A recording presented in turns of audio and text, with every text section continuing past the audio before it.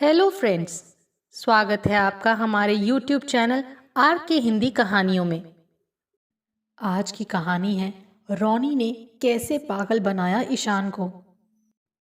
देहरादून के सिर पर ताज की तरह विराजमान मसूरी की अपनी निराली ही छटा है।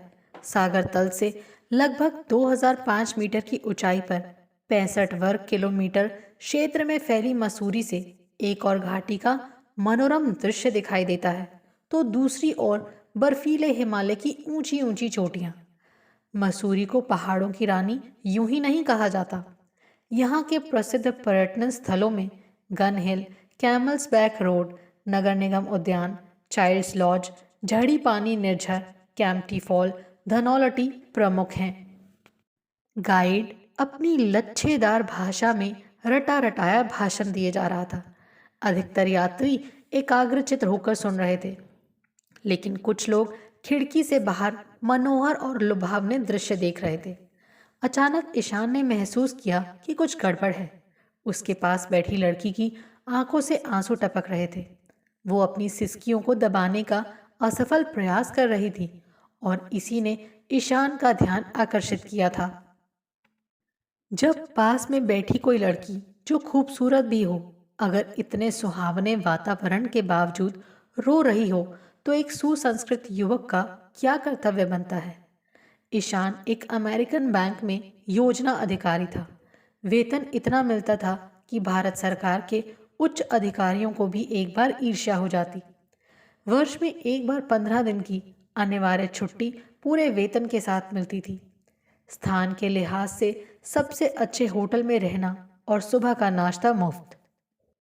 घूमने फिरने और हर दिन के कड़े काम की उकताहट से उबरने के लिए इससे बड़ा प्रोत्साहन और क्या हो सकता है। ईशान का विवाह पिछले वर्ष बड़े धूमधाम से हुआ था। पत्नी गर्भवती थी और प्रसूति के लिए मायके गई हुई थी। कुछ सहयोगी जो कुछ समय पहले मसूरी होकर आए थे, इतनी प्रशंसा कर रहे थे कि उसने भी मसूरी घूमने का निश्चय किया। वैसे तो घूमने फिरने का आनंद पत्नी के साथ ही आता है, बल्कि दूसरे हनीमून जैसा। परंतु इस समय ईशान की पत्नी पहाड़ों पर जाने की स्थिति में नहीं थी, इसीलिए वो अकेला ही निकल पड़ा था। मसूरी के एक वातानुकूलित होटल में कमरा पहले से आरक्षित किया जा चुका था। कुछ समय तक कमरे में बैठे बैठे ही खिड़की खोलकर ईशान दूर दूर तक फैली हरियाली और कीड़े मकोड़ों की तरह दिखते मकानों को निहारता रहा। कभी कभी आवारा बादल कमरे में ही घुस आते थे और तब वो सिहर कर अपनी पत्नी गौरी की कमी महसूस करता। होटल की स्वागतिका से कहकर ईशान ने आसपास घूमने के लिए बस में सीट आरक्षित करवा ली थी।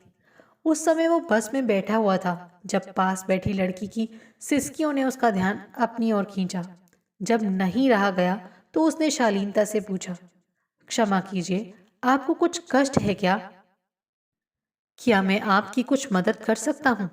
लड़की ने कोई उत्तर नहीं दिया, केवल सिसकती रही। ईशान की समझ में नहीं आ रहा था कि अपने काम से काम रखे या अंग्रेजी फिल्मों के नायक की तरह अपना रुमाल उसे पेश करे। आखिर एक लंबी सांस छोड़ते हुए उसने कहा, देखिए, मैं आपके मामले में कोई दखल नहीं देना चाहता। हाँ, अगर आप समझती हैं कि एक अजनबी से कुछ मदद ले सकती हैं, तो मैं हाजिर हूँ। सिसकियां दबाते हुए लड़की ने कहा, मेरा सिर चकरा रहा है, मैं कहीं खुली जगह में बैठना चाहती हूँ। ओह, तबीयत खराब है? नहीं, लड़की ने कराहते हुए कहा। तो फिर? ईशान झिझका। खैर, मैं अभी बस रुकवाता हूँ। सोचा लड़की की तबीयत खराब होना भी एक नाजुक मामला है। जब उसने थोड़ी चहल पहल वाली जगह पर बस रुकवाई तो सारे पर्यटक आश्चर्य से उसे देखने लगे। लड़की के हाथ में केवल एक पर्स था। वो झट से उतर गई। ईशान अपनी सीट पर बैठने ही वाला था कि उसे कुछ बुरा लगा। सोचने लगा कि अकेली मुसीबत में पड़ी लड़की को यूं ही छोड़ देना ठीक नहीं। शायद उसे मदद की आवश्यकता हो। इससे पहले कि चालक ब्रेक से पैर हटाता, वो अपना बैग उठाकर लड़की के पीछे पीछे उतर गया। बस उन्हें छोड़कर आगे बढ़ गई। सड़क के किनारे एक खाली बेंच थी। लड़की जाकर उस पर बैठ गई। फिर उसने आंखें बंद कर लीं और सिर पीछे टिका लिया। ईशान भी पास ही बैठ गया। पर अब महसूस कर रहा था कि वो किस चक्कर में पड़ गया। लगभग 2 मिनट की चुप्पी के बाद लड़की ने क्षीण स्वर में कहा, मुझे अफसोस है, आप बेकार में ही मेरे लिए इतना परेशान हो रहे हैं। पहली बार ईशान का ध्यान लड़की की टांगों पर गया। वो स्कर्ट ब्लाउज पहने थी। गोरी गोरी टांगें रेशम की तरह मुलायम लग रही थी। घुटने से ऊपर तक के मोजे पहने थे। देखने में वो पारदर्शी और टांगों के रंग से मिलते जुलते थे। ईशान ने सिर झटका। मूर्ख कहीं का, इस तरह मत भटक। परेशानी तो कुछ नहीं, ईशान ने जल्दी से कहा। हाँ, अगर आपके कुछ काम आया तो खुशी होगी। अचानक लड़की की आंखों से फिर से ढेर सारे आंसू निकल पड़े तो ईशान भौचक्का रह गया। मैं अपने माता पिता के साथ कुछ रोज पहले यहाँ आई थी, लड़की ने सिसकते हुए कहा। ओह, ये बात है, ईशान कुछ न समझते हुए बोला। मुझे क्या मालूम था, लड़की फिर रो पड़ी। धीरज से काम लीजिए, ईशान ने सहानुभूति से कहा। सोचा शायद कुछ हादसा हो गया है। लड़की अब आंसू पोंछने लगी, फिर बोली, क्षमा कीजिए, मेरा नाम वेरोनिका है, वैसे सब मुझे रोनी कहते हैं। ईशान मुस्कुराया, औपचारिकता के लिए बोला, बड़ा अच्छा नाम है। आप बैठिए, मैं आपके लिए कुछ लाता हूँ। कॉफ़ी या शीतल पेय? रोनी ने झिझकते हुए कहा। बड़ी मेहरबानी होगी अगर आप मेरे लिए इतना कष्ट ना उठाएं। नहीं नहीं, कष्ट किस बात का, आपने अपनी पसंद नहीं बताई, ईशान ने जोर दिया। गरम कॉफ़ी ले आइए, रोनी ने अनिच्छा से कहा। सामने ही कॉफ़ी कॉर्नर था। ईशान 2 कप कॉफ़ी ले आया। वो कॉफ़ी पीने लगा, पर लग रहा था कि रोनी केवल होंठ गीले कर रही है। क्या हुआ आपके माँ बाप को? थोड़ी देर बाद ईशान ने पूछा। उनकी हाल ही में मौत हो गई। रोनी फिर से रो पड़ी। ईशान ने उसके हाथ से कप ले लिया, क्योंकि कॉफ़ी उसके अस्थिर हाथों से छलकने ही वाली थी। माफ़ कीजिएगा, आपका दिल दुखाने का मेरा कतई इरादा नहीं था, ईशान ने शीघ्रता से कहा। कोई बात नहीं, आंसुओं पर काबू पाते हुए रोनी ने कहा। कोई सुनने वाला भी नहीं, मेरा दिल भरा हुआ है, आपसे कहूंगी तो दुख कम ही होगा। ठीक है, पहले कॉफ़ी पी लीजिए, कप आगे करते हुए उसने कहा। जब रोनी स्थिर हुई तो बोली, मेरी माँ को कैंसर था, बहुत इलाज के बाद भी हालत बिगड़ती जा रही थी। एक दिन हम सब टीवी देख रहे थे, पर्यटकों के लिए अच्छे अच्छे स्थानों को दिखाया जा रहा था। बस माँ ने यूं ही कह दिया कि काश वो भी किसी पहाड़ी की सैर कर रही होती तो कितना मज़ा आता। रोनी ने कॉफ़ी खत्म करके कप पीछे फेंक दिया। ईशान उत्सुकता से उसकी कहानी सुन रहा था। पिताजी के मन में आया कि माँ की अंतिम इच्छा पूरी करना उनका कर्तव्य है। हम लोग मध्य वर्ग के हैं, फिर माँ की बीमारी पर भी काफ़ी खर्च हो रहा था। काफी रुपया उधार ले चुके थे। रोनी ने गहरी सांस छोड़ी। आपकी तबीयत ठीक नहीं है, ईशान ने कहा। अभी थोड़ा आराम कर लीजिए। नहीं, मैं ठीक हूँ, कहने से मन हल्का ही होगा, रोनी ने अपने ऊपर नियंत्रण करते हुए कहा। किसी तरह से पिताजी ने उधार लेकर और कुछ जेवर बेचकर मसूरी आने का कार्यक्रम बनाया। यहाँ आकर हम तीनों एक सस्ते होटल में ठहरे। एक दिन कैमल्स बैक गए। इतनी ऊंचाई पर जब वो पहाड़ी दिखाई दी जो ऊंट की पीठ के आकार की थी, माँ के आनंद का ठिकाना नहीं रहा। वो बच्चों की तरह प्रसन्न होकर किलकारियां मारने लगी। अचानक वो अपना नियंत्रण खो बैठी और नीचे को गिरने लगी। पिताजी ने जैसे ही देखा, उन्हें पकड़ने की कोशिश की, पर वो स्वयं भी अपने पर नियंत्रण न रख सके। दोनों एक साथ गिर पड़े। नीचे इतनी गहराई थी कि लाशें भी नहीं मिली। रोनी फिर से सिसकने लगी। ईशान ने हिम्मत करके रोनी का हाथ अपने हाथों में ले लिया और कहा, मुझे आपके साथ पूरी सहानुभूति है, आपका दुख समझ सकता हूँ। अब क्या इरादा है? कुछ नहीं, कुछ दिन और रुकूंगी, शायद कुछ पता लगे, फिर तो वापस जाना ही है, रोनी ने उदास होकर कहा। पता नहीं क्या करूंगी, घबराइए मत, कोई ना कोई रास्ता निकल ही आएगा, ईशान ने घड़ी की ओर देखते हुए कहा। भूख लग रही है, चलिए कुछ खाते हैं। मेरी तो भूख प्यास ही खत्म हो गई है, आप मेरी वजह से परेशान न हो। ऐसा कैसे हो सकता है, मैं खाऊं और आप भूखी रहें, ईशान ने दिलेरी से कहा। वैसे मुझे अकेले खाने की आदत भी नहीं है, देखिए मैं आपके ऊपर कोई बोझ नहीं बनना चाहती, रोनी ने दयनीय भाव से कहा। आपकी सहानुभूति मिली, इसी से मुझे बड़ा सहारा मिला। रॉनी, इस बार ईशान ने जोर देकर कहा, अगर तुम मेरे साथ खाना खाओगी तो ये मेरे ऊपर तुम्हारी मेहरबानी होगी। ओह, आप तो बस। रॉनी की आंखों में पहली बार मुस्कान की झलक दिखाई दी।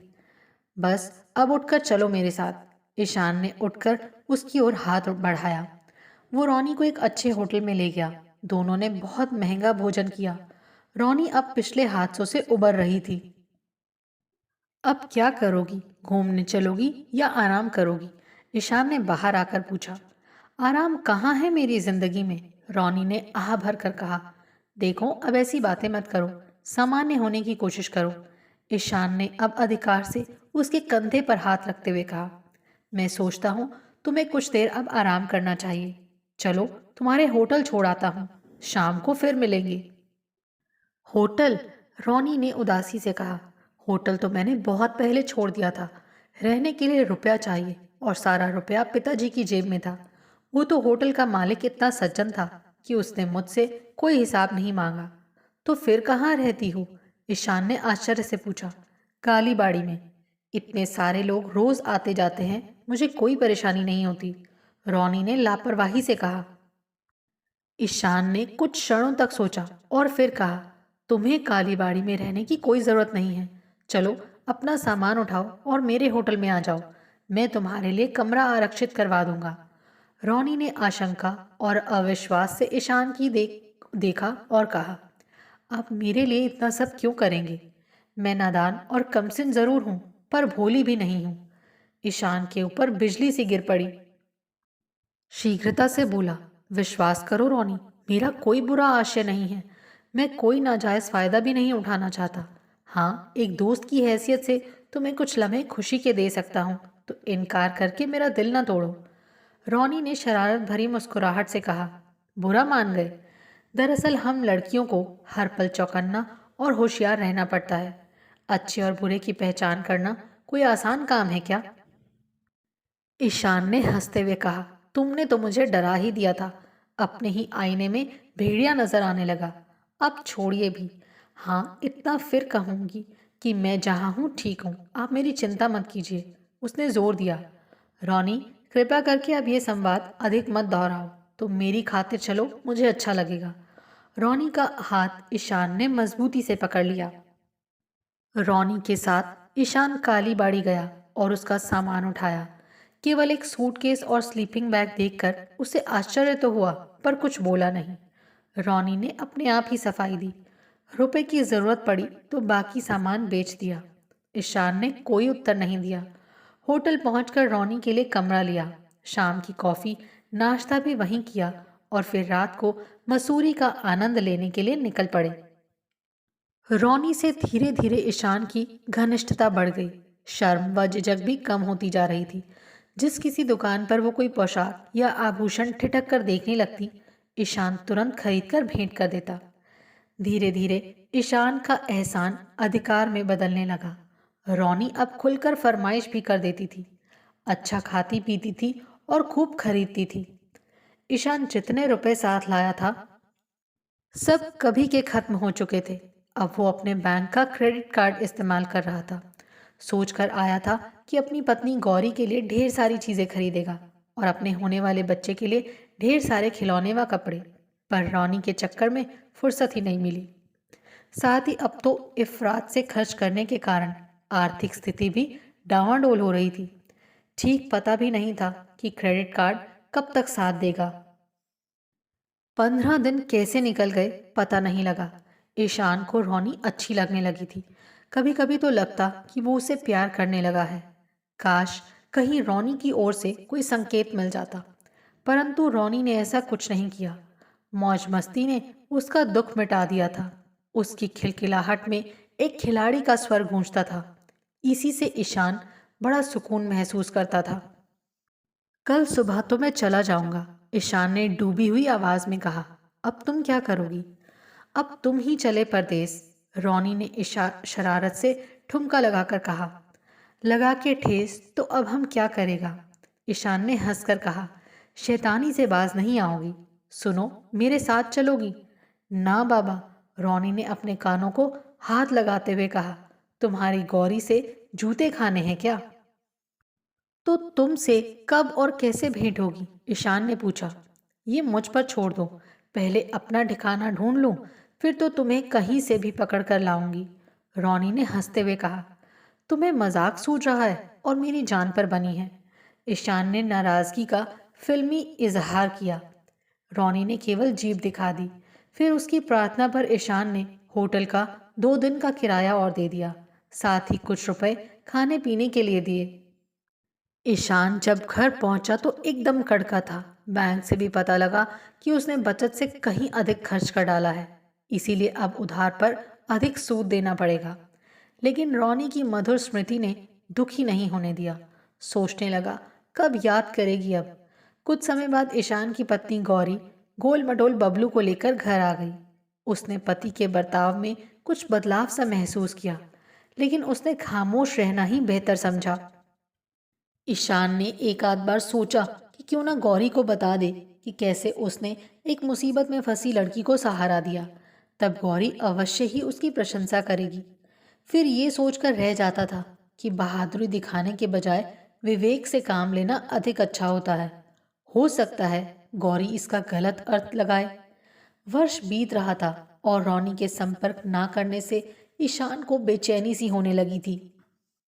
कभी ये भी सोचता था कि चलो अच्छा हुआ पीछा छूटा, कहीं उसका संबंध गहरा हो जाता तो अपना पारिवारिक जीवन ही डामाडोल हो जाता। उन क्षणों में वो गौरी से आवश्यकता से अधिक ही प्रेम जताने लगा। जब छुट्टी लेने का समय आया तो उसने फिर से मसूरी ही जाने का निश्चय किया। पिछले साल ही तो मसूरी गए थे। गौरी ने पूछा, क्या हमारे महान देश में पर्यटक स्थलों की कमी पड़ गई है?